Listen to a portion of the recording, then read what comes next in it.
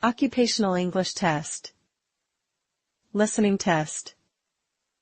This test has 3 parts. In each part, you'll hear a number of different extracts. At the start of each extract, you'll hear this sound. You'll have time to read the questions before you hear each extract, and you'll hear each extract once only. Complete your answers as you listen. At the end of the test, you'll have 2 minutes to check your answers. Part A. In this part of the test, you'll hear 2 different extracts. In each extract, a health professional is talking to a patient. For questions 1 to 24, complete the notes with information that you hear. Now, look at the notes for Extract 1. Extract 1, questions 1 to 12. For questions 1 to 12, complete the notes with a word or short phrase that you hear. You now have 30 seconds to look at the notes.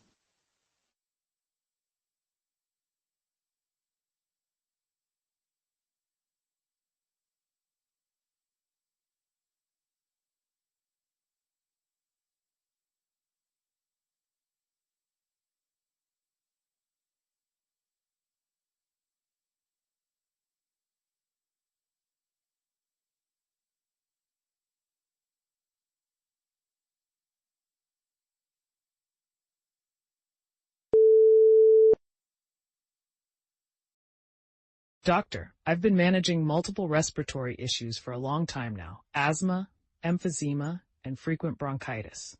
It seems like I'm always recovering from one episode of pneumonia or another. This constant cycle has really been tough on me. I understand it's been challenging for you. Can you tell me more about how these conditions are affecting your day-to-day life? Well, my breathing is the biggest issue. Activities that used to be simple, like walking around the house or even cooking, can leave me breathless. I've had to use my Combivent inhaler more often lately, especially when the pleurisy pain kicks in. It feels like there's a weight on my chest. The pain is sharp and gets worse with every breath during a flare-up. That sounds extremely difficult to cope with. How often do you experience these flare-ups of pleurisy? It's unpredictable, but I would say about once or twice a month. I've started taking tramadol for the pain as you prescribed, and it helps, but I'm cautious about using it too often because it makes me quite drowsy and a bit out of it. It's good to hear that the tramadol helps with the pain, albeit the side effects. How about your kidney health? I recall advising against NSAIDs due to your kidney function. Yes, I've completely stopped taking any NSAIDs. It's tricky because sometimes I feel like they might help with the pain, but I remember your advice about the potential harm to my kidneys. That's very wise of you. Managing without NSAIDs is the right choice given your kidney condition. Now, how are you managing your trips to the hospital or clinic? I remember you mentioning mobility and transportation challenges. It's a hassle, honestly. I can't drive myself when I'm feeling weak, and arranging for transport can be a headache. I've tried to avoid going to the ER unless absolutely necessary. I've been using the azithromycin and prednisone you prescribed to manage exacerbations at home, and it's helped prevent a few hospital visits.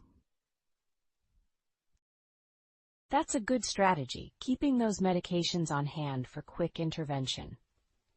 It's important that we keep your conditions managed as much as possible at home. How have you been feeling about your independence and daily activities? I value my independence, but it's getting harder. I live alone, and sometimes I worry about what might happen if I have a severe episode and can't reach the phone. It's a constant concern in the back of my mind. That's a valid concern.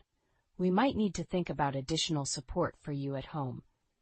Let's review your recent test results and see where we stand.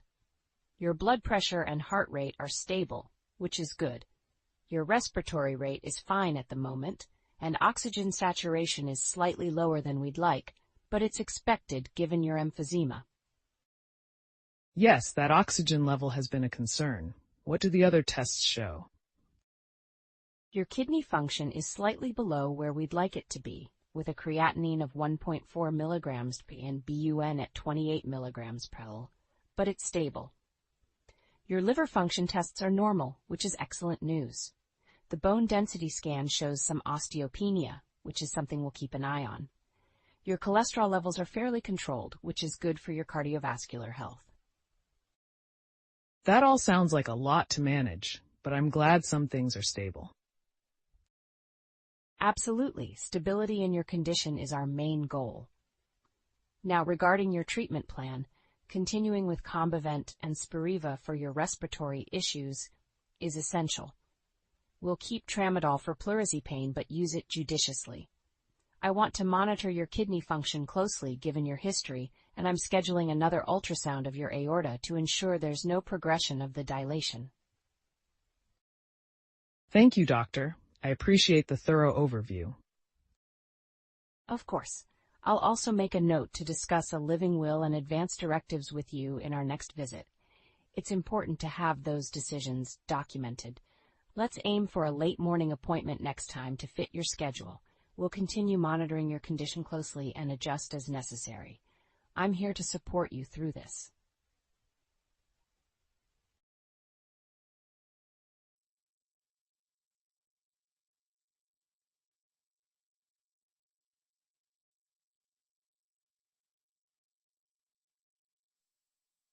Extract 2, questions 13 to 24. For questions 13 to 24, complete the notes with a word or short phrase that you hear. You now have 30 seconds to look at the notes.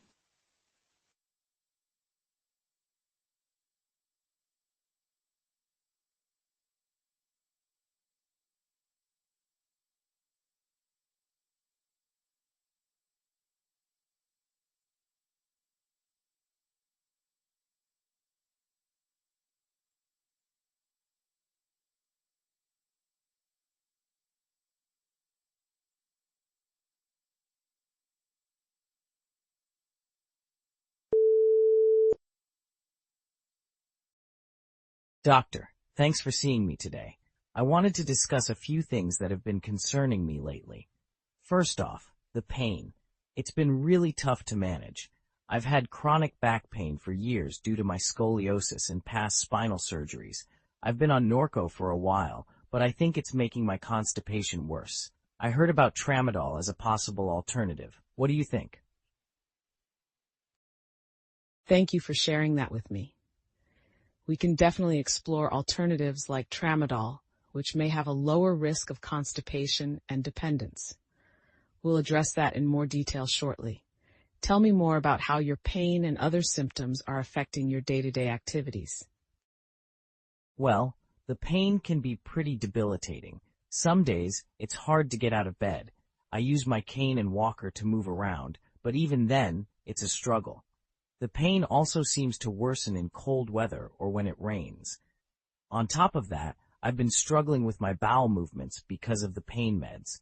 I've been using enemas more frequently than I'd like. That sounds challenging. Managing your pain while avoiding further complications like constipation is important. Adding Miralax to help with your bowel movements might be beneficial. Now, you mentioned a chronic cough with phlegm, especially at night. Can you elaborate on that? Yes, every winter it seems to get worse. I cough up a lot of phlegm, and it disrupts my sleep. I've been smoking for a long time, which I know doesn't help. I've cut down to about 2 to 3 cigarettes a day, and I'm trying to quit entirely. I've tried lozenges before, but they didn't suit me well. Quitting smoking is a crucial step, especially with your respiratory symptoms. Nicotine gum could be a viable option for you.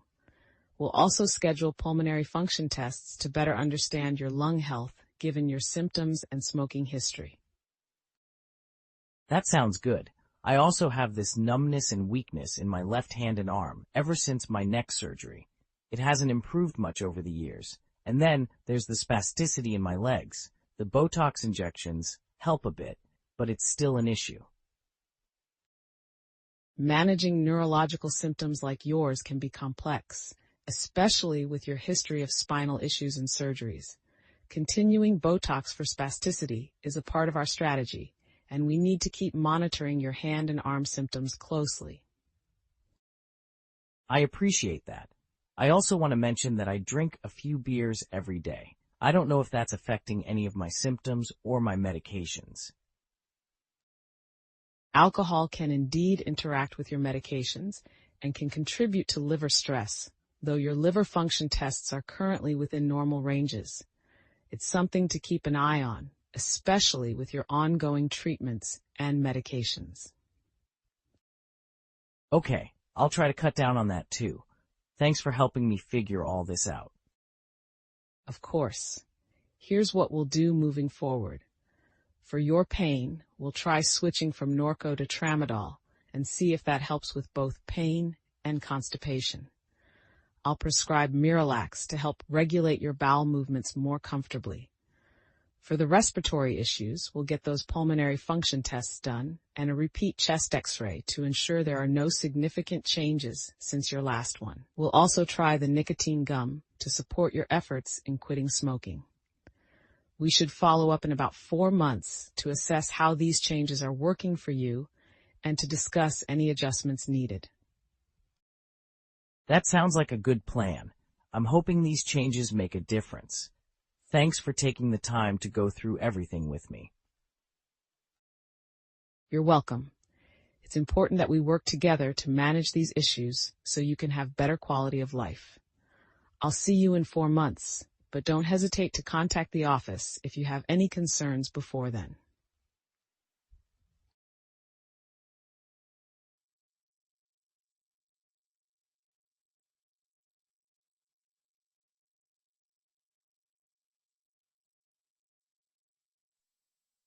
That is the end of Part A. Now look at Part B. Part B. In this part of the test, you'll hear 6 different extracts. In each extract, you'll hear people talking in a different healthcare setting. For questions 25 to 30, choose the answer A, B, or C, which fits best according to what you hear. You'll have time to read each question before you listen. Complete your answers as you listen. Now look at question 25.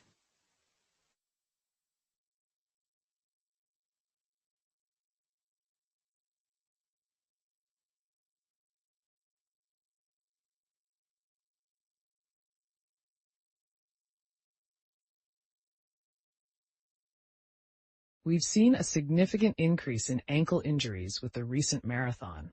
Have you noticed any trends in the treatments being applied?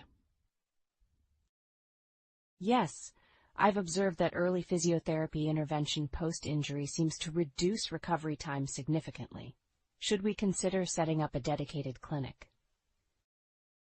That sounds like a good strategy. Early physio can indeed help. Maybe we can collaborate with local sports clubs to provide on-site assessments during events. That would be proactive, plus we could use it as an opportunity to educate athletes on injury prevention. Let's draft a proposal for the Sports Council. I think it could really benefit the community and reduce long-term complications.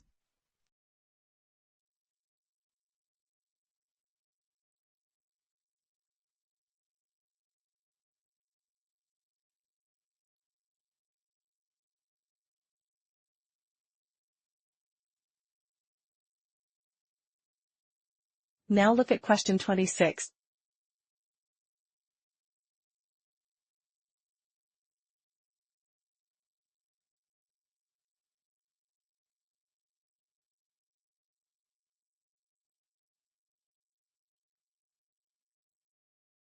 Dr. Simmons, the increase in respiratory issues among children in our area is concerning. Have there been any environmental changes that could be causing this? Yes, there's been an increase in pollution levels reported. It's affecting air quality, especially on hot days, which might explain the rise in asthma cases. Should we organize an asthma education session for parents? Maybe include some tips on how to manage symptoms at home. That's a great idea. We can also discuss preventive measures to minimize exposure to pollutants. Let's include practical demonstrations on using inhalers and nebulizers. I'll coordinate with the community center to set a date and start promoting the session. Excellent. Keeping the community informed is key to managing these environmental health issues effectively.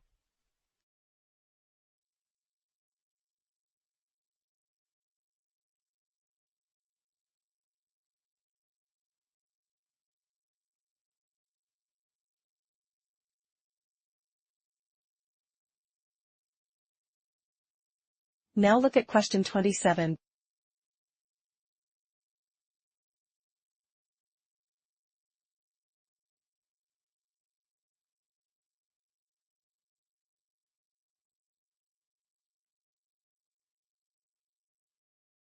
Have we received the latest lab results for the patient with suspected Lyme disease in room 208? Yes, the ELISA test came back positive. We need to start her on doxycycline as soon as possible. How is she feeling? Any improvement in her symptoms since admission? She's still experiencing joint pain and fatigue. I've informed her about the treatment plan and the importance of completing the antibiotic course. Good. Make sure she knows to come back for a follow-up. Lyme disease symptoms can persist, and she might need further treatment. Will do. I'll also arrange for her to speak with a specialist about long-term management.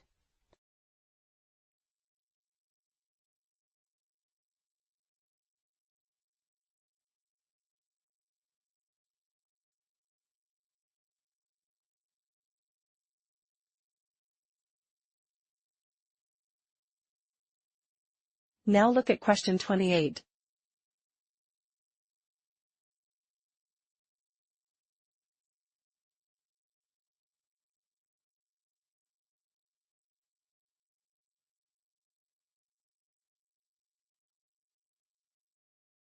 There's been a rise in reports of hypertension among our patients aged 30 to 40. It's unusual for this age group. Any thoughts on the cause? Stress could be a significant factor. The economic downturn has affected a lot of people. Perhaps we should start offering stress management workshops. That's a great idea. Managing stress can certainly help with blood pressure control. We could integrate mindfulness and meditation sessions. I'll speak with the mental health team and see if we can get a program started this quarter. Early intervention could prevent more serious health issues down the line. I'll help organize the logistics. Let's aim to provide these resources as soon as possible to help our community cope better.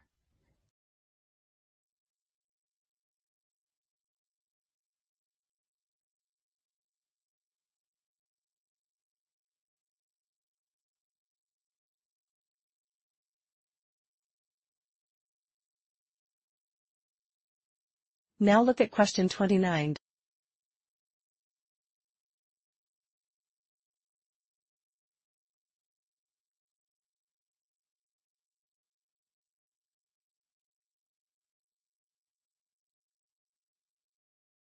We're introducing a new pain management program focused on non-pharmacological therapies. It's designed to help patients with chronic pain manage their symptoms more effectively. That sounds beneficial. What kinds of therapies are we talking about? The program includes physical therapy, acupuncture, mindfulness techniques, and cognitive behavioral therapy. It's a holistic approach that aims to reduce dependency on medications. How will we determine which therapy is suitable for a patient?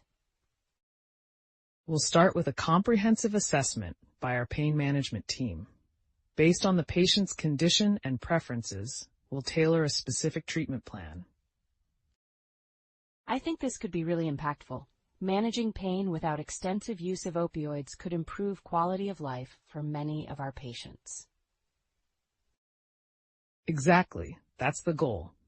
We also plan to conduct workshops to educate patients about the benefits and empower them to take an active role in their treatment.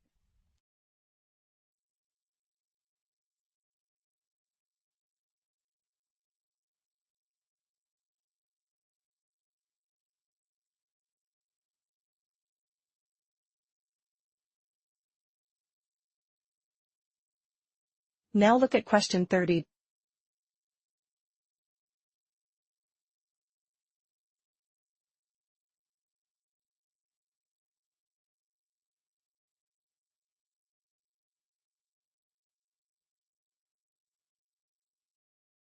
There's been an uptick in cases of foodborne illnesses linked to the cafeteria.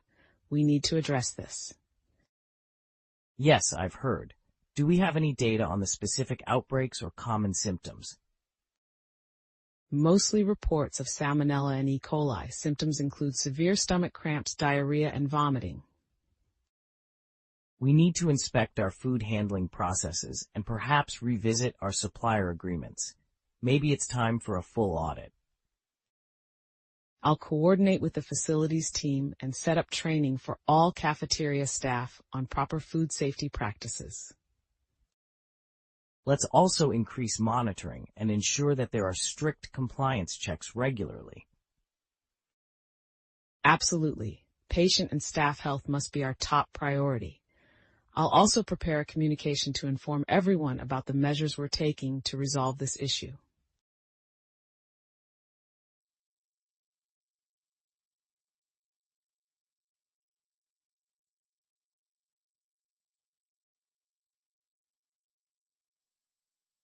That is the end of Part B. Now look at Part C. Part C. In this part of the test, you'll hear two different extracts. In each extract, you'll hear health professionals talking about aspects of their work. For questions 31 to 42, choose the answer A, B, or C, which fits best according to what you hear. Complete your answers as you listen. Now look at Extract 1.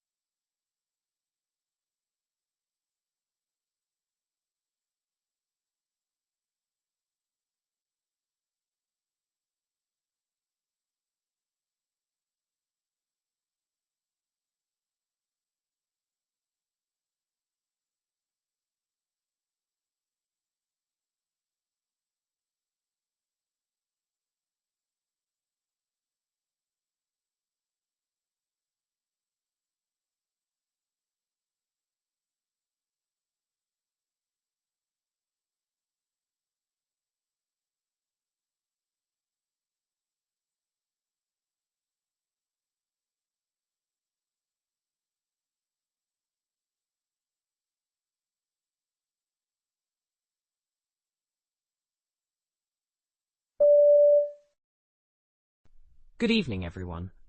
I am thrilled to share with you some of the groundbreaking work we've been conducting in our lab over the past 2 decades. This journey began as a simple inquiry into cellular mechanisms and has evolved into a promising therapeutic strategy to combat cancer, a field where innovation is critically needed. Today, I will discuss our recent developments in cancer immunotherapy, particularly focusing on a novel approach that targets cancer cells, unique sugar coatings.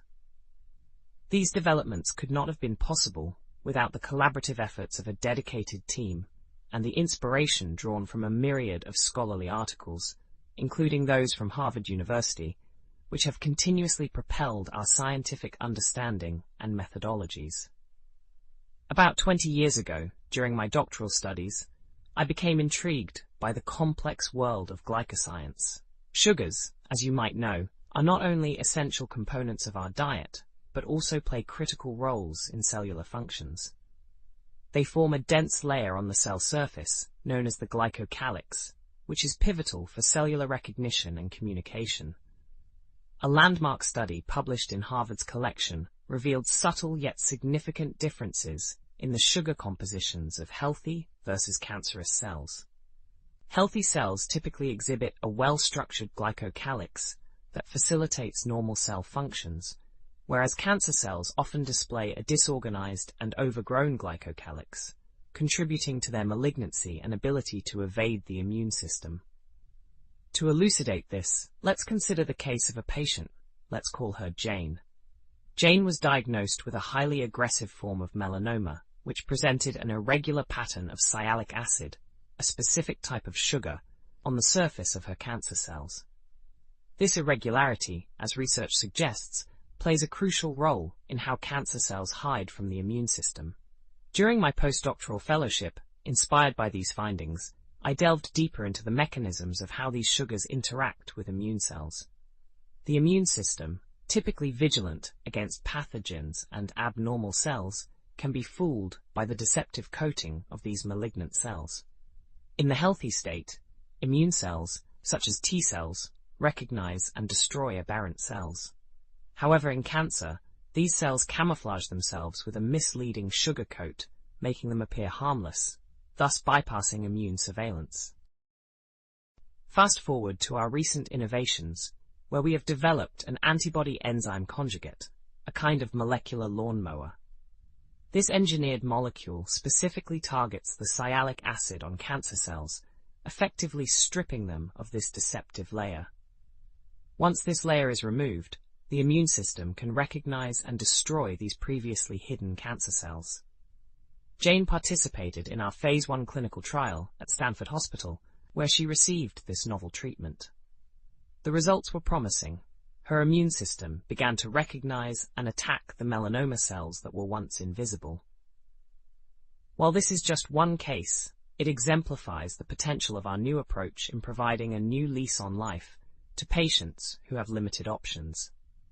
This therapeutic concept was not just a serendipitous discovery, but a result of rigorous scientific inquiry and collaboration. The implications of these findings are vast, not only in treating cancer, but potentially other diseases where cell surface sugars play a crucial role, such as autoimmune diseases and infections.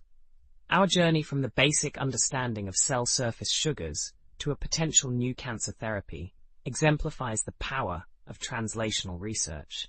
It also highlights the importance of academic environments that foster interdisciplinary collaboration, such as Stanford, which bridges the gap between bench science and bedside application effectively.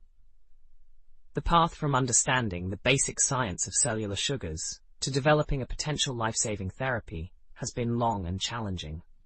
However, the impact of our work could be profound, offering new hope to patients like Jane and many others. It is these opportunities to make a significant difference in people's lives that drive us to push forward in our research endeavors.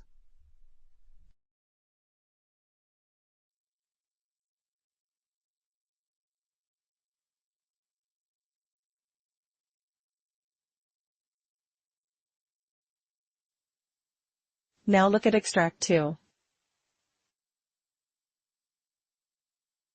Extract 2, questions 37 to 42.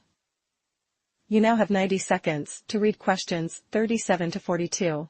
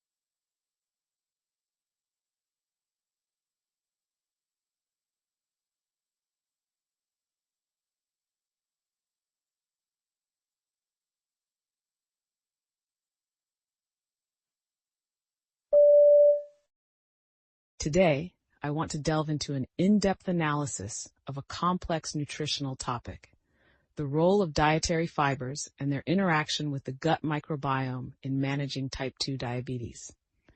This discussion is informed by scholarly research, including several studies from Harvard, which emphasize the multifaceted impact of fibers on health. We'll explore the physiological mechanisms at play, the clinical outcomes observed in diabetic patients, and also consider dietary recommendations based on current scientific understanding. Let's start with the basics. Dietary fibers are classified into two broad categories: soluble and insoluble. Both types play crucial roles in digestive health, but interact differently with the body. Soluble fiber, for example, dissolves in water to form a gel-like substance, slowing down the digestion process, which helps regulate blood sugar levels. Insoluble fiber, on the other hand, aids in adding bulk to stool and facilitates smoother bowel movements. The interaction between dietary fibers and the gut microbiome is particularly significant in the context of type 2 diabetes. The gut microbiome consists of trillions of bacteria that have profound impacts on metabolic health. Soluble fibers are fermented by these gut bacteria, producing short-chain fatty acids, SCFAs, like acetate, propionate, and butyrate. These SCFAs play a pivotal role in modulating blood glucose levels by influencing insulin sensitivity and metabolic functions. Research from Harvard has pointed out that a diet rich in high-fiber foods can lead to a more diverse and stable gut microbiome, which is crucial for diabetic patients. A more diverse microbiome is associated with better metabolic outcomes and reduced inflammation, which are key aspects in the management of diabetes. Now, let's discuss a case study that highlights these principles in action. The patient, whom we'll refer to as Mr. A, is a 58-year-old male diagnosed with type 2 diabetes. His initial approach to managing his diabetes was primarily through medication and moderate physical activity. However, despite these efforts, his glycemic control remained poor, and he frequently experienced postprandial glucose spikes. Mr. A was advised to integrate a diet high in specific types of fibers, particularly those found in legumes, whole grains, and certain fruits and vegetables. Over a period of 6 months, significant changes were observed. His fasting blood glucose levels improved, and his HbA1c, a measure of long-term glucose management, decreased from 7.8% to 6.9%. These improvements were accompanied by an increase in gut microbial diversity, particularly in fermentative bacteria capable of producing SCFAs. The clinical implications of these findings are substantial. For one, they underscore the importance of dietary choices in the management of type 2 diabetes. More importantly, they highlight the potential of dietary interventions as adjunct therapies in diabetes care. Instead of solely relying on medications, incorporating dietary modifications that promote a healthier gut microbiome represents a holistic approach to disease management. In terms of dietary recommendations, it is essential for patients to understand the types of fibers and their sources. Emphasizing the consumption of a variety of fiber-rich foods can help in achieving the desired health outcomes. It is also critical for healthcare providers to personalize dietary advice based on individual patient profiles, as the interaction between diet and the microbiome can vary widely among different individuals. The role of dietary fibers in managing type 2 diabetes through modulation of the gut microbiome is a vivid example of how diet can influence chronic disease outcomes.